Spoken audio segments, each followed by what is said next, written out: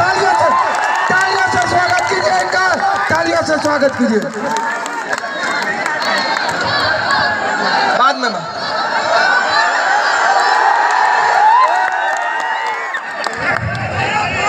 ढाका की ये तारीखी सरजमीन और इस सरजमीन पर हजारों की तादाद में मौजूद नौजवान साथियों, बुजुर्गों और जहां जहां तक मेरी आवाज जा रही है वहां सीढ़ियों पर बैठी हुई मेरी माएं बहनें, मैं दूसरी बार आपके दयारे मोहब्बत में हाजिर हुआ हूं।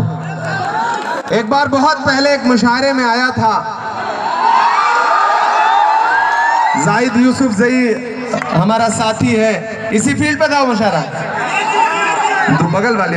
हाँ, और आज दूसरी बार अपने दोस्त, अपने साथी, अपने भाई फैसल रहमान साहब के लिए आपके बीच में हाजिर हुआ। ढाका के नौजवान साथियों, पुलिस के भाई, अब आप भी ऐसे आराम, आप ऐसे या चाहो तो आप बैठ जाओ बीच में, कोई मसला नहीं। अब थोड़ी देर के लिए व्यवस्था मुझे बना लेने दो, कोई दिक्कत नहीं, ये सब नौजवान साथी हैं। दोस्तों, आने वाले 11 तारीख को आपको न सिर्फ ढाका के मुस्तकबिल का फैसला करना है बल्कि बिहार के भविष्य का भी फैसला करना है। अगर आपको यह लगता है कि यह चुनाव सिर्फ एक विधानसभा का चुनाव है तो आप बहुत छोटा सोच रहे हैं। यहां पर चिरैया के प्रत्याशी लक्ष्मी यादव जी भी मौजूद हैं। अगर आपको लगता है कि यह चुनाव सिर्फ विधानसभा का चुनाव है तो आप बहुत छोटा सोच रहे हैं। मैं पूरे बिहार का दौरा करते हुए आपके बीच में आया हूं। मैं खगड़िया से लेकर के, बेलदौर से लेकर के, बछवाड़ा से लेकर के, पूर्णिया से लेकर के, कस्बा से लेकर के, धमदाह से लेकर के, बिहार शरीफ से लेकर के, नालंदा से लेकर के, गया टाउन से लेकर के, दीघा से लेकर के, फुलवारी शरीफ से लेकर के, सिकटा से लेकर के, बेतिया से लेकर के आप ढाका पहुंचा हूं।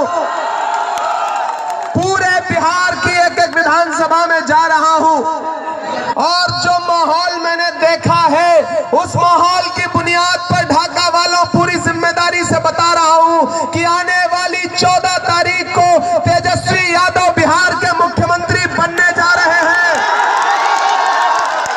कोई ताकत रोक नहीं सकती है।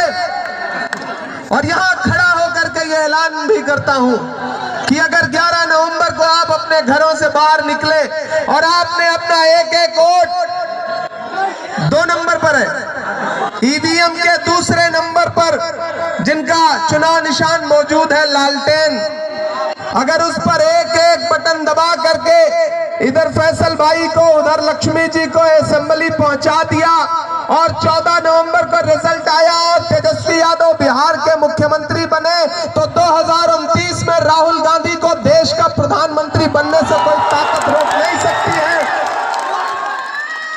यह चुनाव बहुत महत्वपूर्ण चुनाव है, जरूरी चुनाव है। यहाँ हमारे बुजुर्ग खड़े हैं, दानिश्वर लोग खड़े हैं। लोग आएंगे आपके बीच में आपको बांटने की, आपको बरगलाने की। सरे मिंबर वो ख्वाबों के महल तामीर करते हैं। सरे मिंबर वो ख्वाबों के महल तामीर करते हैं। इलाजे गम नहीं करते, फकत तकरीर करते हैं। तो ये याद रखना कि ये चुनाव भाजपा पूरी साजिश के साथ, पूरी मशीनरी के साथ लड़ रही है। ऐसे में इस चुनाव को आपको फैसल रहमान बनकर के लड़ना है। एक भी वोट बर्बाद नहीं करना है। वो लालटेन लेकर के जो हमारा नौजवान साथी खड़ा है, इसमें 11 तारीख को इतनी रोशनी दीजिए, इतना तेल डालिए, इतना तेल डालिए, इतना तेल डालिए कि इसकी रोशनी से पूरा पश्चिमी चंपारण ढाका जगमगा उठे और साथ में पूर्वी चंपारण भी। यहाँ हमारे जिला अध्यक्ष आरजेडी के खड़े हैं, अभिजीत भाई खड़े हैं, तमाम पूरा मंच भरा है। जितना आपके मंच में भीड़ है इतना तो भाजपा वालों के यहाँ पूरी भीड़ नहीं हो रही है। दोस्तों, आप बड़े जिंदा दिल लोग हैं। फैसल रहमान एक तरफ खड़े हैं, बाईं तरफ दाईं तरफ लक्ष्मी जी खड़े हैं। मैं तुम्हें अपने उसूलों की कसम देता हूं मैं तुम्हें अपने उसूलों की कसम देता हूँ, मुझको मजहब के तराजू में न तौला जाए। मैंने इंसान ही रहने की कसम खाई है, मुझको हिंदू या मुसलमान न समझा जाए। ये चुनाव मोहब्बतों का चुनाव है। एक तरफ भाजपा की नफरतें हैं, भाजपा की साजिशें हैं, वोट बांटने की कोशिशें हैं, खरीदने की साजिशें हैं, लेकिन ढाका में खड़ा होकर के मैं ये कह रहा हूं कि अदावत है, सियासत है, परिंदा है, शिकारी है। अदावत है, सियासत है, परिंदा है, शिकारी है, मगर इन सारी चीजों पर मोहब्बत अब भी भारी है।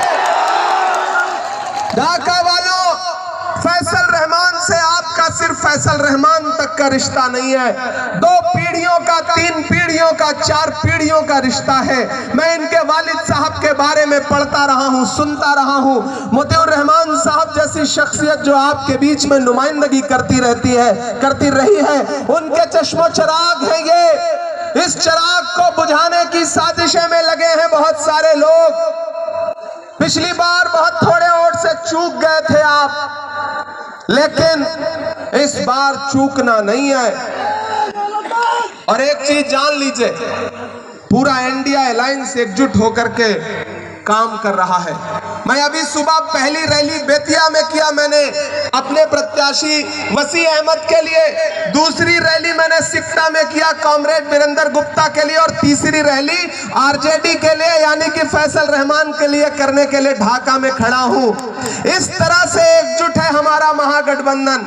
लेकिन उधर एनडीए वाले नीतीश जी को चिराग निपटा रहे हैं और चिराग को भाजपा वाले और जेडीयू वाले मिलकर के निपटा रहे हैं। मैं आ रहा था तो मीडिया के साथियों ने कहा कि नीतीश जी के बारे में क्या कहेंगे। हमने कहा मैं तो जब से बिहार आया हूं भोजपुरी का एक गाना सुन रहा हूं कि छन छन बदले तोरे मिजाज रजऊ, दगाबाज रजऊ, धोखेबाज रजऊ। मैं तो गाना सुन रहा हूं ये भोजपुरी का, और ऐसा लग रहा है जैसे ये गाना उन्हीं के लिए लिखा गया है।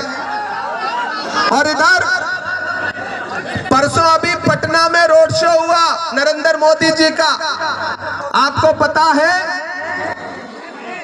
कि नीतीश कुमार को नरेंद्र मोदी जी ने अपने साथ गाड़ी में खड़ा ही नहीं किया, ललन सिंह को खड़ा किया। इससे यह जाहिर होता है कि जिस तरह महाराष्ट्र में भाजपा ने एकनाथ शिंदे का राजनीतिक कैरियर निपटा दिया, वैसे ही नीतीश कुमार के भी राजनीतिक कैरियर को निपटाने की साजिश कर रही है भाजपा। एक तरफ भाजपा के नेताओं के बयान सुन लो, प्रधानमंत्री कह रहे हैं कनपट्टी पे कट्टा। यह प्रधानमंत्री की भाषा है, यह प्रधानमंत्री की भाषा है। मैं पढ़ा लिखा इंसान हूं, शायर हूं, सांसद हूं, मुझे हैरत होती है कि देश के प्रधानमंत्री इस तरह की भाषा का इस्तेमाल करते हैं। लेकिन आप जब भी महागठबंधन के नेताओं का भाषण सुनेंगे, तेजस्वी जी को सुनेंगे, राहुल जी को सुनेंगे, प्रियंका जी को सुनेंगे, तो आप पाएंगे कि हमारा मैनिफेस्टो क्या कह रहा है कि हमारी सरकार बनाइए, पूरे बिहार को 5 साल में एक परिवार के एक नौजवान को नौकरी देने का काम करेगा महागठबंधन, वो भी सरकारी नौकरी। हमारी सरकार बनी तो 25 लाख रुपए का इलाज फ्री रहेगा हर इंसान का। महागठबंधन आपसे ये कह रहा है। और आज तो महागठबंधन ने एक नया ऐलान किया है कि सरकार बनने दीजिए, मकर संक्रांति को आने वाली फरवरी में बिहार की एक महिला के अकाउंट में 30,000 रुपया पहुंचाने का काम करेगी महागठबंधन की सरकार। 200 यूनिट बिजली फ्री देंगे। हमारे वायदे क्या हैं? मुद्दों पर हैं। भाजपा के वायदे क्या हैं? गिरिराज सिंह कुछ बोल रहे हैं, अमित शाह जी कुछ बोल रहे हैं। अभी परसों राहुल जी तालाब में तैर रहे थे मुकेश सहनी के साथ, तो भाजपा के एक नेता ने कहा कि मछली पकड़ रहे हैं। हमने कहा नहीं, मछली नहीं पकड़ रहे हैं, वो तालाब में तुम जैसे मगरमच्छों को डराने के लिए कूदे हैं।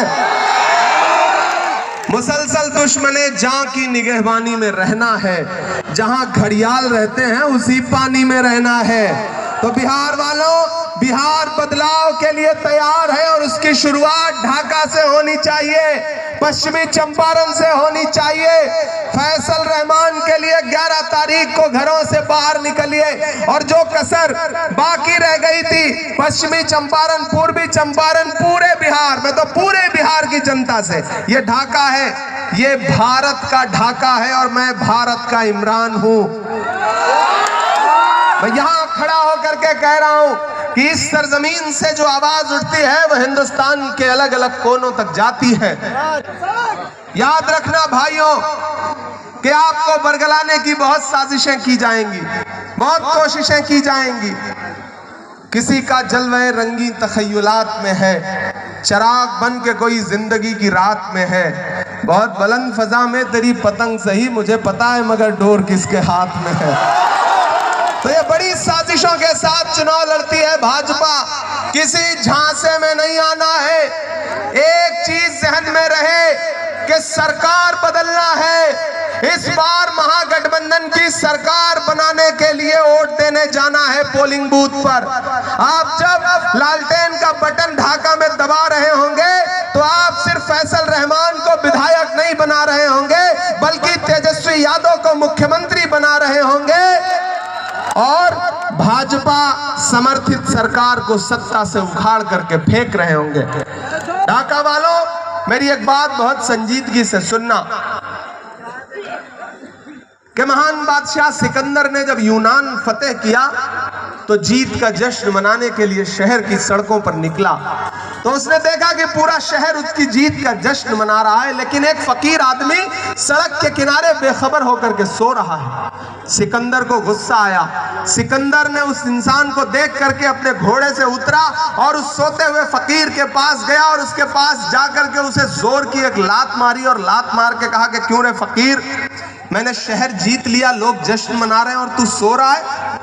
उस फकीर ने उनीदी आंखों से सिकंदर की तरफ देखा और देख करके कहा कि शहर जीतना बादशाहों का काम है लेकिन लात मारना गधे का काम है।